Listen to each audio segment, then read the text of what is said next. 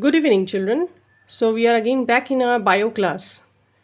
So, today, we are going to do the other part of respiration. I have discussed up to aerobic, the different types of respiration, like aerobic respiration and anaerobic respiration. So, today, we are going to pursue the second part. Before doing that, just for a recapitulation, uh, students, now you know that what is the word equation of respiration. That is glucose, that is C6H12O6. This is oxidized in presence of oxygen, and as a byproduct carbon dioxide and water is released in the process of respiration. And at the same time energy is also produced, definitely in not one step, in several breakdown steps, and it is a very slow process, respiration. So energy is produced in this process, and that is also stored in the form of 38 molecules of ATP, that is adenosine triphosphate. So about this we have also already learned. Today the topic is respiration and combustion. Now, respiration you already know. Now about combustion. Combustion, it is a process in which any substance in the presence of, it is a process in which oxygen is used up, and at the same time carbon dioxide and water in the form of water vapor is released. Like suppose any substance is there, it uses up oxygen. I am writing in short, that is O2. It uses up O2, it is oxidized, and in this process of combustion, carbon dioxide is released in the form of gas, and water vapor is also released. Now, and one more thing, it is the process in which energy is also released in the form of heat and light. Heat plus light. That means heat and light energy are also released in this process. So in one way we can say that it is very similar to that of respiration. You will understand now why I have written the word equation of respiration here. So in this process of combustion, here also carbon dioxide is released. In respiration we are getting carbon dioxide. Water is also released in this process, and in combustion also water is released, and here energy is released and stored, and here also energy is released in the form of heat and light, right? So we can say very easily that respiration seems to be very similar to combustion. But is it so? No, not at all. Here I will tell you few points which are also tabulated in book, page number 71, where it clearly states that how respiration, the biochemical process respiration, is different from the process of combustion. Okay, so let's see. Now children, coming to the difference between respiration and combustion, here I have highlighted few points. These are already there in your book. Go through there. All are written very meticulously. So just for the explanation, here respiration, this process, it is a biochemical process, we all know, and it always takes place within living cells. Means wherever in plant we find living cells, their respiration process occurs.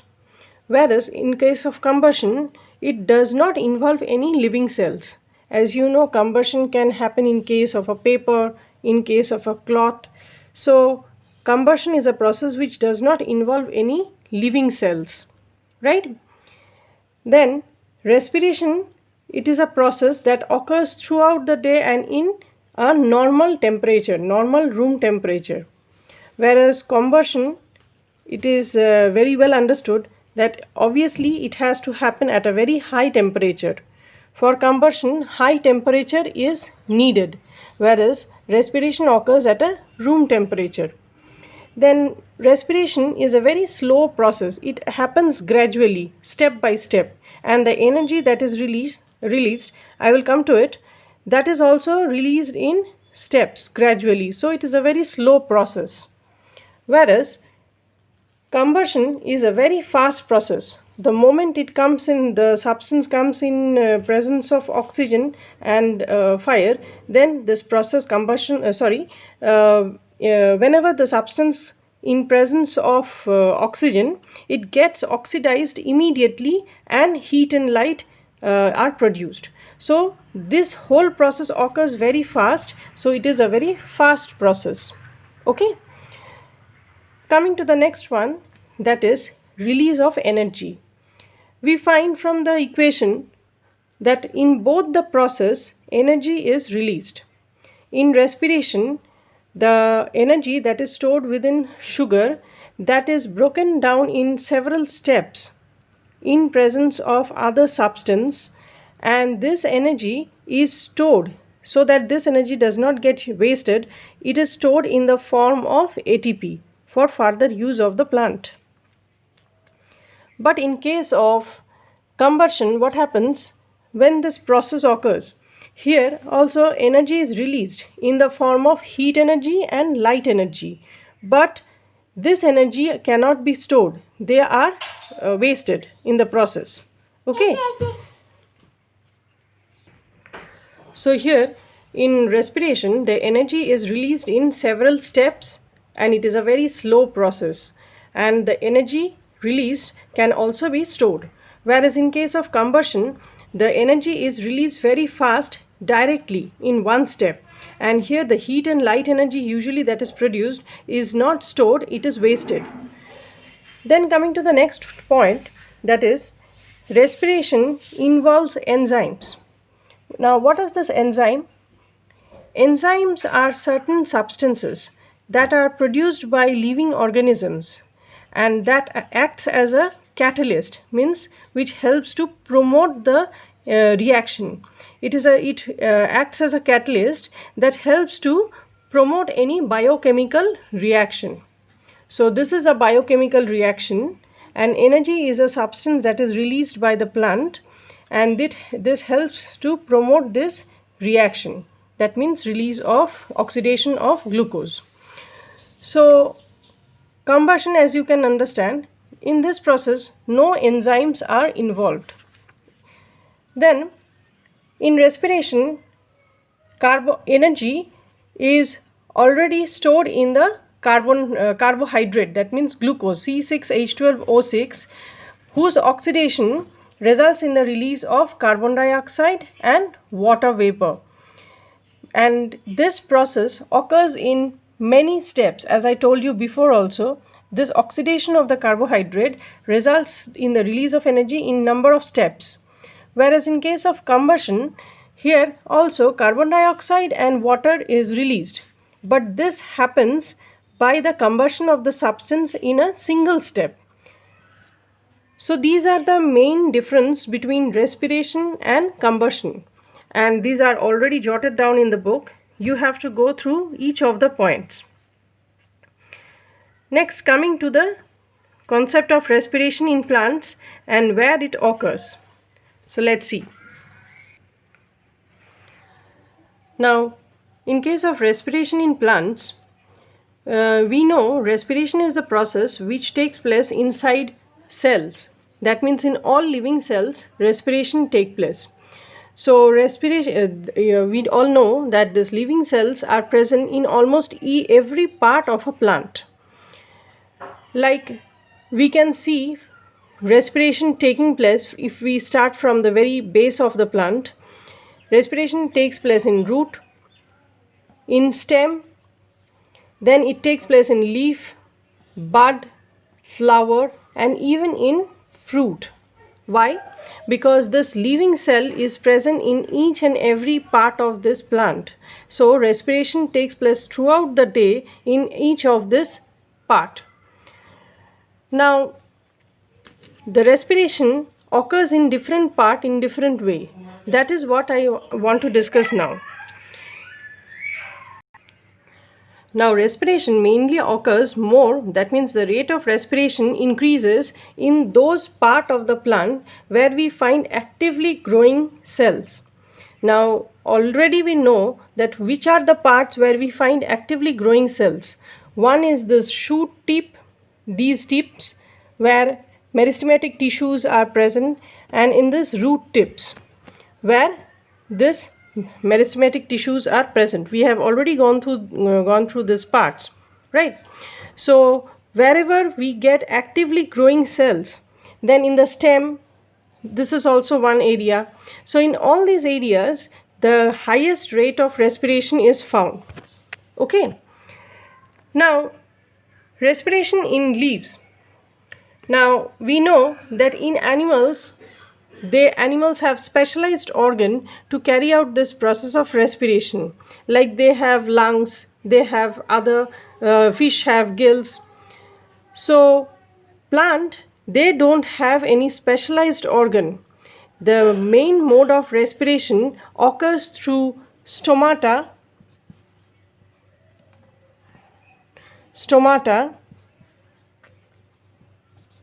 and lenticels. We will come to all this. What are all these? Stomata, lenticel, and another is the root surface, or we can say the root hairs. Let us say root surface. So these are the main three areas through which this process of respiration occurs.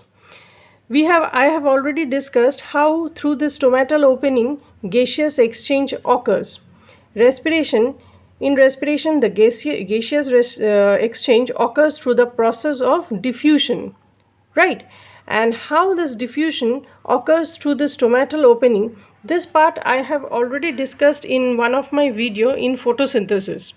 So just go through it, you will get a clear understanding of it. So I am not repeating this section. After leaf, the second part, that is respiration through stems.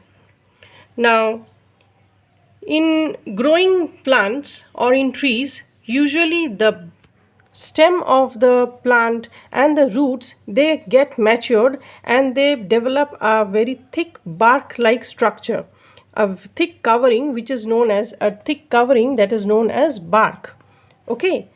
Now it is quite obvious that exchange of gases through this bark and exchange of water vapor will not be so easy, because since this portion is a relatively thicker area. Okay.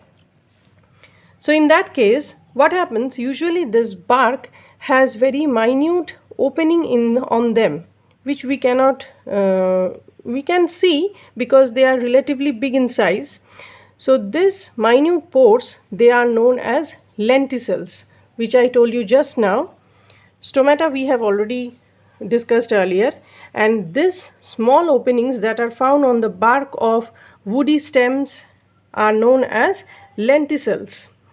So lenticels are the small openings which helps in this exchange of gases. That means intake of carbon dioxide, O2, and giving of intake of oxygen and giving out of carbon dioxide. So this gaseous exchange during the process of respiration, it happens through this lenticels, right? In your book, you will see there is one figure given in page 73, figure 6.4. I'll show you in the book. Here you see, this is the structure of a stem, and here small scars are visible on the surface of the stems. These are known as the lenticels. Usually the base of this lenticels, the cells are very loosely packed together, are very loosely attached. What happens, this helps in this process of exhale of carbon dioxide and intake of oxygen. The exchange of gases takes place easily due to this loosely packed cells. Okay, so like this, sometimes these lenticels are often found in some fruits. on the surface of certain fruits like apple, like pear. Their surface also has minute scars which are known as lenticels, and through them the gaseous exchange occurs. Okay? Coming to the next part, that is the root.